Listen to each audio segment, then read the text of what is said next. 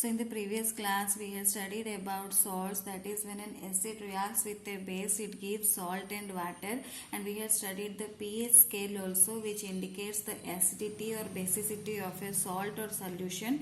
In pH scale 0 to 7 indicates the acidity, 7 to 14 indicates the basicity, and 7 indicates the neutral. So now we will study more characteristics of salt or more about salt, that when an acid and base reacts with each other it gives salt, but when a strong acid reacts with strong base it gives neutral salt. When a strong acid reacts with a weak base it gives acidic salt, and when a weak acid reacts with strong base it gives a basic salt. So now we will study these characteristics of the salts. These are: when a strong acid reacts with a strong base it gives neutral salt, that is pH value is 7. When a strong acid reacts with weak base, since the acid is strong it gives acidic salt. Since the acid is strong it gives acidic salt, and pH value is less than 7. When weak acid reacts with strong base it gives basic salt. Since the acid is weak and base is strong it gives basic salt, and pH is more than 7. So this is few characteristics of acid and base and the salt.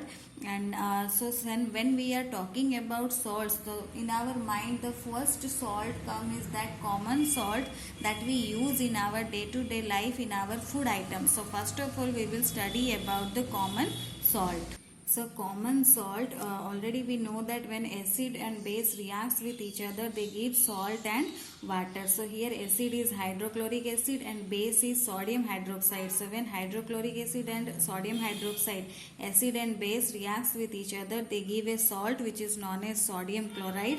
So this is NaCl, this is known as sodium chloride, this is a salt and water. So when these two reacts it gives sodium chloride which is a salt. HCl plus NaOH, it gives NaCl which is known as common salt, and its chemical name is sodium chloride, and it is neutral. The salt is neutral, its pH value is 7. It is a neutral salt and we are using the salt in the food items. So this is commonly known as common salt. Mainly the salts are obtained from the seawater. Seawater contains many salts dissolved in it. Among them sodium chloride is also one. Sodium chloride is separated from these salts. So deposits of the solid salts are also found in several parts of the world. So these large crystals are often looking brown due to impurities. The large crystals are brown, and these large crystals are known as rock salt. These are known as rock salt.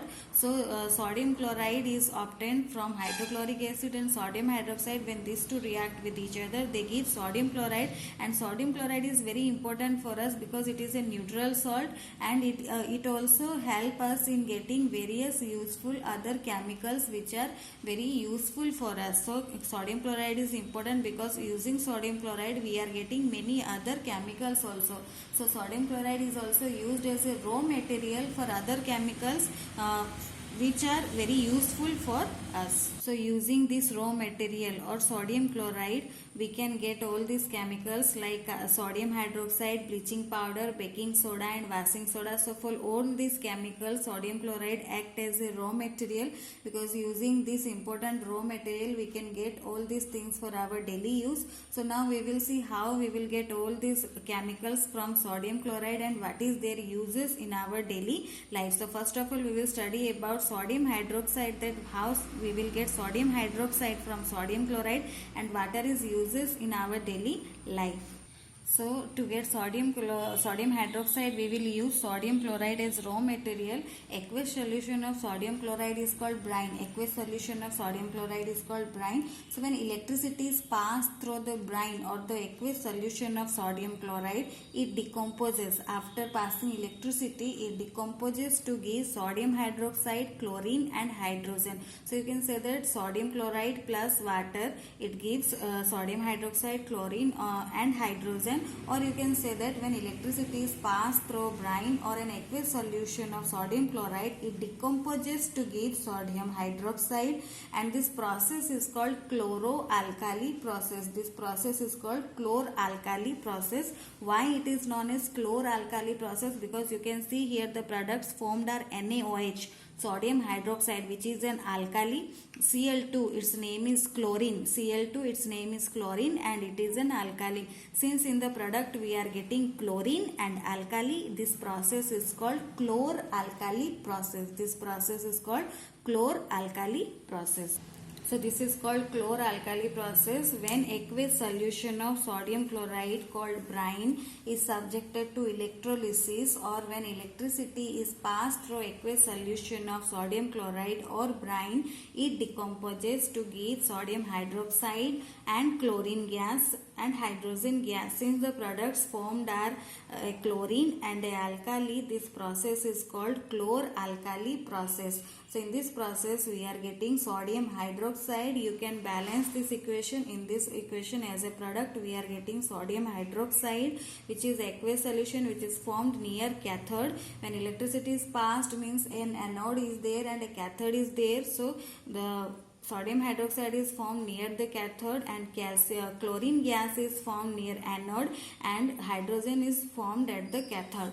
So chlorine gas is formed at the anode and hydrogen gas is formed at the cathode, and NaOH is also formed near the cathode. So all these three are very important because chlorine gas is used for water treatment. You had already studied that chlorine tablets also used, chlorine gas also used for water treatment. In case of pesticides also it is used. For CFCs, that is chlorofluorocarbon, also chlorine is used. Hydrogen gas is used as fuels. It also used for preparing ammonia for fertilizers. So hydrogen gas is also used for fuels and for ammonia for fertilizers.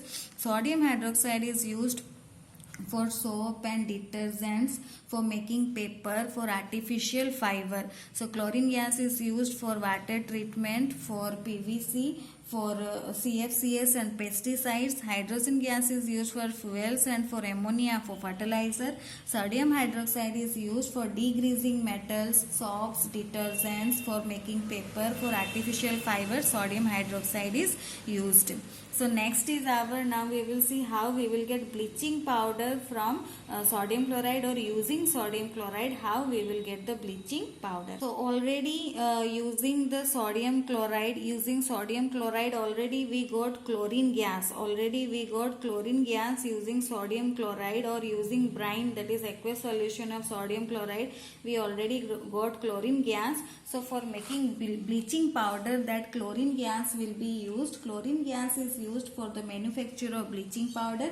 Bleaching powder is produced by the action of chlorine on dry slagged lime or calcium hydroxide. Dry slagged lime is our CaOH2, that is also known as calcium hydroxide. So when calcium hydroxide and chlorine comes together, they form bleaching powder. It is the actual composition is complex, but it is represented simply as CaOCl2, or we can write bleaching powder as. So this is our dry slagged lime, and the chlorine gas that we got using aqueous solution of sodium chloride. For getting sodium hydroxide, we got chlorine gas also. Using that chlorine gas when passed in dry slagged lime or calcium hydroxide, when these two come in contact with each other, or the action of chlorine gas on this calcium hydroxide or dry slagged lime produces bleaching powder. Its actual composition is complex, but it is represented as CaOCl2, or you can say that the bleaching powder is produced by the action of chlorine on dry slagged lime, or that is calcium hydroxide, that is also known as calcium hydroxide. So already we got chlorine during the electrolysis of brine, or when the aqueous solution of NaCl was subjected to electrolysis, we got chlorine. So that chlorine when comes in contact with dry slagged lime, or the chlorine when react with dry slagged lime or calcium hydroxide, it gives bleaching powder, which is represented as CaOCl2. Its actual composition is complex, but it is represented as CaOCl2. And bleaching powder has also various uses. It is used in cotton, linen and textile industry for bleaching. It is used for wood pulp in paper factories, for bleaching vast clothes in laundry laundry it is used. It is also used an oxidizing agent in many chemical industries, and to make drinking water free from germs also bleaching powders are used. Bleaching powder are used for bleaching cotton and linen in textile industry, for bleaching wood pulp in paper factories, and for bleaching washed clothes in laundry. It is also used as an oxidizing agent in many chemical industries. Also, to make drinking water free from germs, bleaching powders are used. So now I think you are clear about sodium hydroxide and bleaching powder, how we are getting from sodium chloride we are getting sodium hydroxide and bleaching powder. So in the next class we will study how we will get baking soda and washing soda using sodium chloride as raw materials. So for more you can read in your book, it is given all the reactions you have to practice. So read in your book and practice the reactions.